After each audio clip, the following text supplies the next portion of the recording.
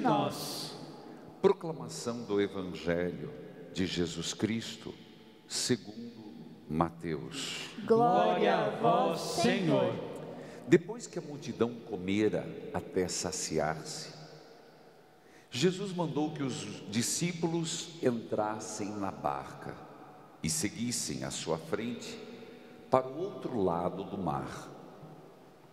Então, enquanto ele despediria as multidões, subiu ao monte para orar a sós.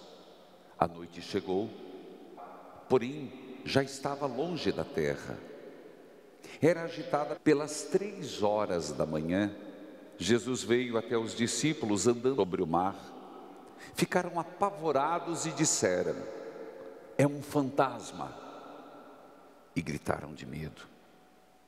Senhor, se és tu, manda-me ir ao teu encontro caminhando sobre a água. E Jesus acrescentou: vem, salva-me. Jesus logo estendeu a mão, segurou Pedro e lhe disse: homem fraco na fé, por que duvidaste? Assim que subiram na barca, o vento se acalmou, e os que estavam na barca prostraram-se diante dele, dizendo: verdadeiramente, tu és o Filho de Deus.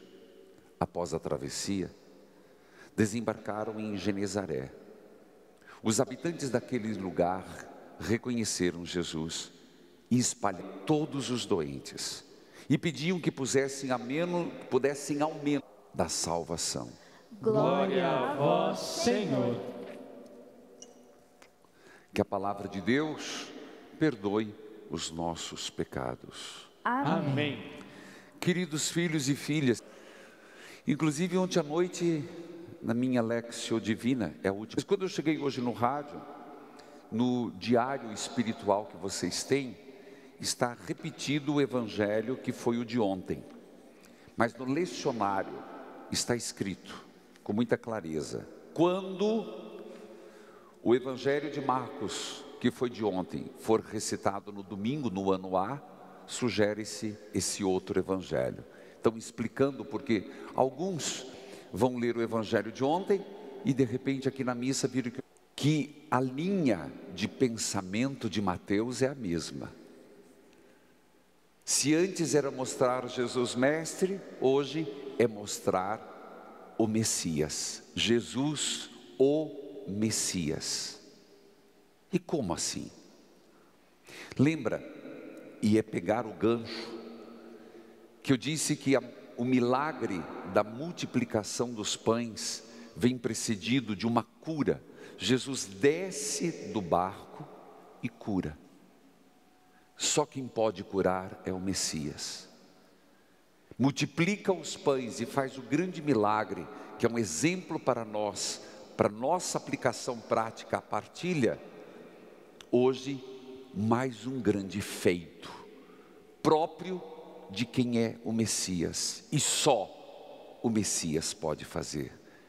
Então é um desejo de Mateus que nós olhemos para Jesus como o único Salvador e Senhor, que olhemos para Jesus como aquele que vence as tempestades, que vence as tribulações, que vence todo o mal. É um olhar para verdadeiramente Jesus homem, verdadeiramente Jesus Deus. É um olhar de fé, não só de aprendizado. Nós podemos aprender de muitas formas, mas enquanto Jesus não entrar na nossa vida como o Salvador, o único Senhor, dificilmente nós poderemos compreender o reino dos céus. E é exatamente isso. A multidão se saciou, a multidão se alimentou, o que é próprio do Messias, trazer abundância. Quem tem fome vem a mim, quem tem sede vem a mim. E o povo estava saciado. É impressionante que Jesus diz assim, e isso tem que haver, tem que que Jesus teve quando desceu da barca. Qual foi? Compaixão. Evangelho de ontem, que é uma sequência. Por isso eu estou voltando tanto ao Evangelho de ontem, porque é uma sequência, é um texto narrativo. Jesus desceu e teve compaixão. E veja que essa compaixão o levou a curar, essa compaixão o levou a fazer o milagre, e a compaixão, segundo o texto de hoje, fez com... Gesto bonito, né? É o bom pastor. Não é assim: vou me despedir das pessoas que saíram das suas aldeias, das suas cidades e vieram nesse lugar ermo, deserto, desabitado. Deus é delicado. Deus é delicado. Deus é delicado conosco.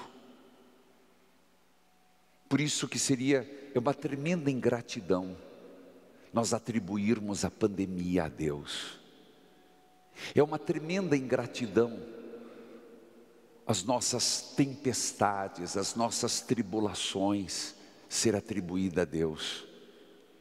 Não foi ontem que na segunda leitura São Paulo disse: nem a morte, nem espada, nem a fome, nem nudez, nem a tribulação me afastará de Deus, e não fará Deus deixar de que nada, mesmo os nossos pecados, por isso o joio e o trigo não é colhido, mesmo as nossas ofensas a Deus, faz com que Ele deixe de nos amar. Deus é amor. E isso, veja a delicadeza de Jesus, esse texto: vão na frente, eu vou ficar despedindo desse povo. E depois de despedi-las, o que fez Jesus? Subiu ao monte para rezar. Foi se encontrar com a fonte do milagre, a fonte do seu servir, a fonte da sua missão. Meus irmãos, nós vivemos cheios de trabalhos, atarefados no ganha-pão de cada dia, atarefados com a família, e por isso o mês inteiro nós queremos trazer a família, e convido que vocês mandem seus pedidos, que deixem aqui quem puder visitar o santuário. Nós precisamos blindar a família, principalmente nessa pandemia, que está fazendo a gente ficar mais irritado, mais depressivo. Hoje no rádio apareceu, está crescendo o alcoolismo, apareceu no rádio hoje o Ivan, não vamos esquecer, e ele dizendo: se apegue em Deus, porque eu venci o alcoolismo, me apegando nas santas chagas de Jesus. Quem não escutou, veja o reprise ou no YouTube às 5 da tarde. Jesus tem que ecoar a semana inteira: tenham sede, venham a mim. Tenham fome, venham a mim, eu lhes dou em abundância. E a partir dali, Jesus vai rezar a sós. Chegou, era noite. Noite é sempre o lugar do medo, inclusive no contexto bíblico. Os grandes acontecimentos, para o bem e para o mal, na Bíblia, acontecem à noite. Chegou a noite, e na noite, Jesus estava sozinho. Os apóstolos, a tempestade vai passar. Papa Francisco foi muito feliz pelo Espírito de usar esse texto no início da pandemia, lá naquela bênção na Praça de São Pedro. Só faltou cantar "A tempestade vai passar", mas foi um momento muito marcante. Mas nós já estamos há 4 meses na pandemia, caminhando para o 5º mês, e de repente a tempestade não passou. Há sinais, e eu tenho dito no rádio aqui: gente, não descuide. Quando chega segunda-feira, que a gente vê os parques cheios, tomemos cuidado. Eu digo tomemos, me incluindo. Nós estamos com uma falsa impressão de que não morre, uma falsa. A tempestade não passou, vai passar, mas não passou. Ondas, pelo vento e pelas ondas, quando eu estive lá na Terra Santa, eu sempre me perguntava, como é que aquele lago tão pacífico, é um lago, é um mar enorme, são quilômetros e quilômetros, como pode pensar em onda? Foi quando um guia local me disse, padre, por causa da fenda que existe, chega a dar ondas de 20 metros, ondas terríveis, e foi essa experiência que eles fizeram. Isso, não precisamos estar lá no olho do furacão, não precisamos estar lá com o mar agitado, nós conseguimos interpretar, mas já podemos interpretar e nos perguntar, o que é que hoje está batendo um vento contrário contra mim, contra minha família, contra mim? Ananias e Jeremias, e Ananias, mas Ananias, ele promete o que Deus não falou, e até faz um gesto teatral, quebrar o jugo de madeira que estava. Jeremias era dramático, Jeremias sempre foi o profeta dramático, do tudo e do nada. Eu vou morrer, eu vou para o céu, eu tenho...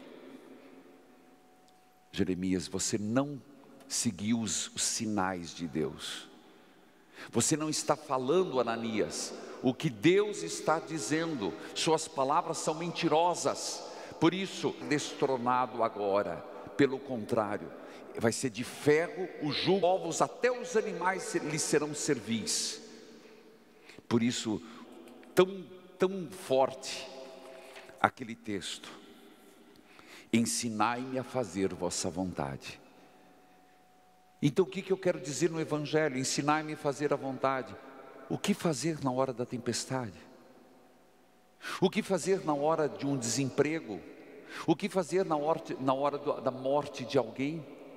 Vocês estão percebendo quanta gente desesperada? O que fazer nesse momento? Uma coisa que não podemos: o desespero. Segundo, o medo. Terceiro, a desconfiança. Essa é a atitude que o Senhor pede, que eu e você peçamos como Pedro: Senhor, se és tu, me deixa ir ao teu encontro, me deixe ir, Senhor. Você acha que Pedro não sabia? Você acha que Pedro não viu que as ondas estavam uns 20 metros? Você acha que Pedro não estava com medo, inseguro? E se não fosse o Senhor? E se fosse um fantasma?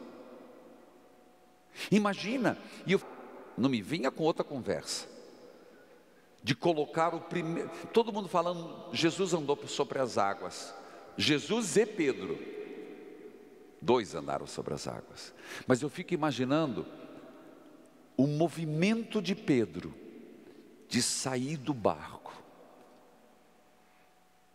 depois que deu o primeiro passo, o segundo é mais tranquilo, mas e a coragem de pôr o pé na água? Eu vou afundar, será que eu vou? Será que nós teríamos essa coragem de arriscar? Eu não sei se eu teria. Era noite, a incerteza vem.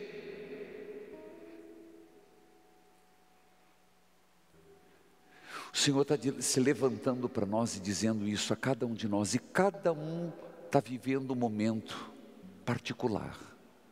Eu já falei que o mundo, nós estamos vivendo um momento coletivo, e foi preciso a pandemia para aprendermos que eu não posso estar bem, ou o outro está bem, ou eu também não estarei. Se o outro não estiver curado, eu também não estarei. Se o outro não estiver nas mesmas condições que eu, não adianta nada. Precisa uma pandemia, um vírus. Mas cada um está, a nível de humanidade, estamos passando por isso. Mas a nível pessoal, cada um está no seu momento. Vamos ouvir a voz do Senhor que diz: coragem, sou eu, não tenha medo. Senhor, se queres, me ajuda a dar o primeiro passo e ter coragem de dar. Filhos e filhas, eu comecei as segundas-feiras atrás, e eu convido a rezarmos sentados, devagar, a Salve Rainha para que eu possa continuar. E pedindo que rezem mais a Salve Rainha, que rezem mais esta oração. Salve Rainha, Mãe de misericórdia, vida, doçura e esperança nossa salve. a vós bradamos, degredados filhos de Eva, a vós suspiramos, gemendo e chorando, neste vale de lágrimas. Eia, pois, a advogada nossa, estes vossos olhos misericordiosos a nós volvei, e depois desse desterro, mostrai-nos Jesus. Bendito é o fruto do vosso ventre, ó clemente, ó piedosa, ó doce sempre Virgem Maria. Rogai por nós, Santa Mãe de Deus, para que sejamos dignos das promessas de Cristo.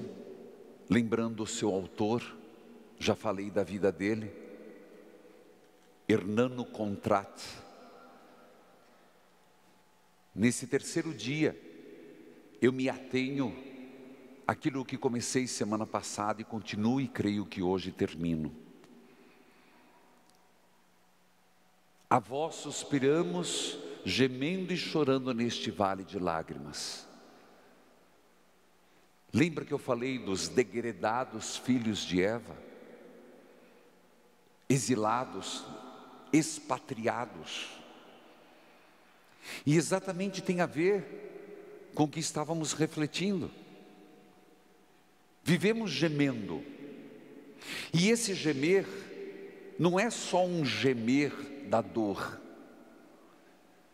Lembre que São Paulo também nos disse que o Espírito Santo vem a nós e provoca em nós gemidos inefáveis. Nessa palavra gemendo, tem gemer de dor, mas não é só gemer de dor física, é gemer também do anseio de Deus. Nós estamos dizendo, Nossa Senhora, a vós bradamos, e com toda a força que eu expliquei da palavra bradar, gritar, degredados filhos de Eva, exilados do paraíso, nós vivemos suspirando. Quando é que vamos lembrar suspirar? Suspiro de amor. Quando você vê a pessoa amada, quando você vê a pessoa que você tem carinho.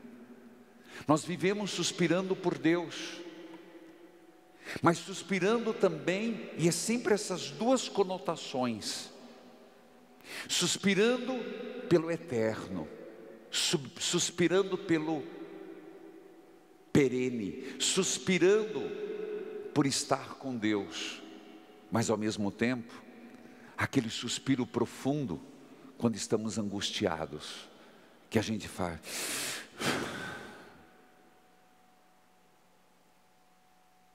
Essa respiração diz tudo.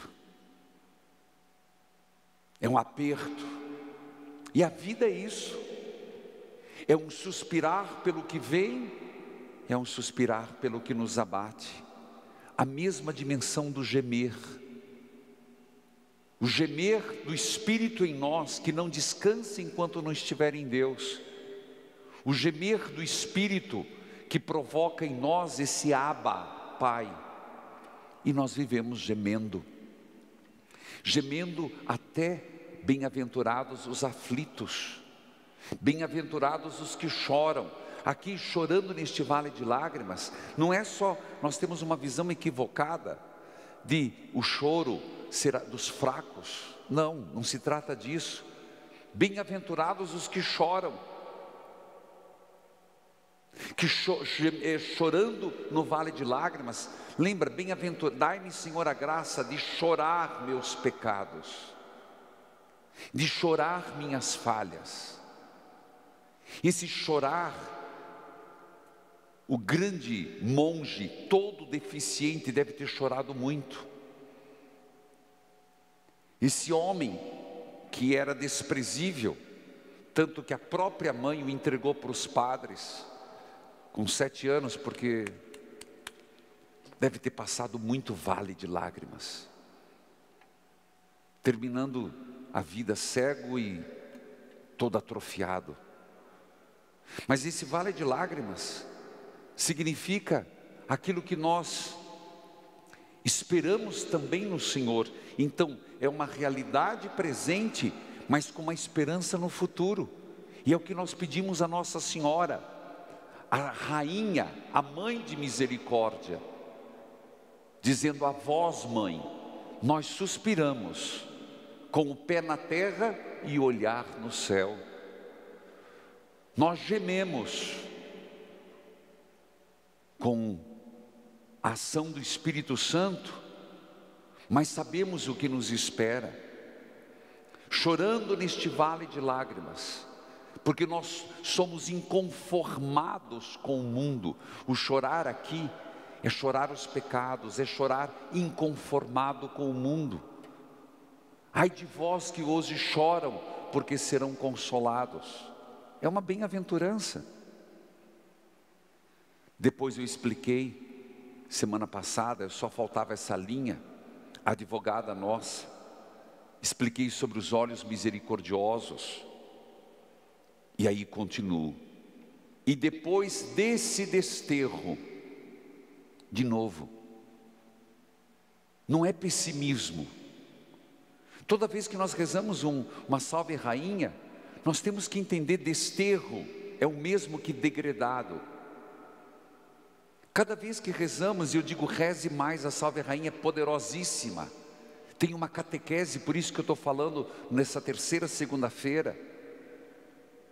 Nós estamos desterrados, aqui não é nossa pátria. Se nós perdermos essa noção, aquilo que Santa Teresinha dizia: há uma eternidade antes de mim, antes de eu nascer, e uma eternidade depois que eu morrer. Nós estamos num pequeno momento. Aqui é uma fase da vida. Aqui não é tudo. Por isso lembrar que estamos desterrados, que nós viemos de Deus e voltaremos para Deus, nos dá um sentido de onde eu vim, por que estou e para onde vou. Caso contrário, meus irmãos, como diziam os filósofos, Kierkegaard, por exemplo, ou os existencialistas: eu prefiro morrer hoje. Se não há uma continuidade, a morte agora é a melhor coisa. Por que sofrer tanto? Se nós perdermos essa noção de eternidade, aquilo que hoje até no rádio apareceu de novo, que eu expliquei porque os santos sofrem, porque o sofrimento na vida,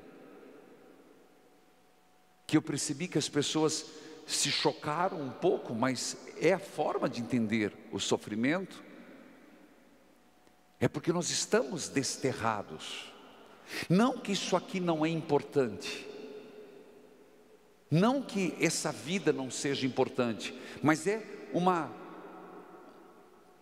dialética entre o já e o ainda não. Nós não podemos perder essa noção. Se nós perdermos essa noção, meu filho, então tudo é permitido, tudo é válido, porque tudo se reduz aqui. Desterrados, mostrai-nos Jesus. Esse é o papel de Nossa Senhora, esse é o papel da Virgem Maria, e é isso que ela veio e ainda no céu faz, mostrar-nos Jesus. E nós, a cada vez que rezamos a Salve Rainha, nós estamos pedindo: mãe, enquanto eu estiver nesse desterro, gemendo, chorando neste vale de lágrimas, mostrai-me teu filho, mostrai-me o fruto bendito do teu ventre, mostrai-me o fruto bendito, Jesus Cristo. O ventre de Maria nos trouxe o Salvador. O ventre de Maria nos trouxe o Senhor. E na verdade, saibam vocês que termina aqui a Salve Rainha. O nosso monge, Hernano Contrat, ou Aleijado, terminava aqui. E o povo já rezava. E aconteceu o quê?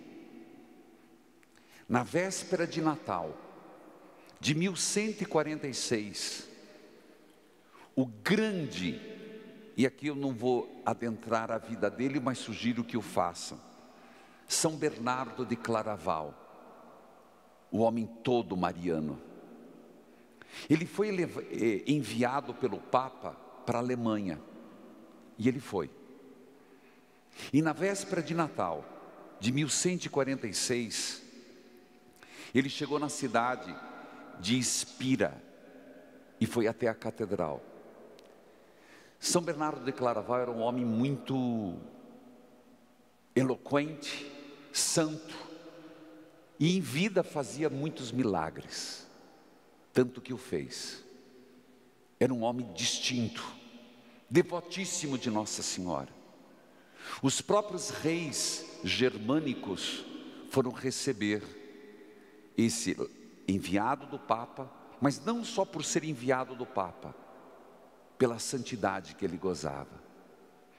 Quando ele estava na catedral, sentado, recitaram a Salve Rainha, como nós vimos até agora.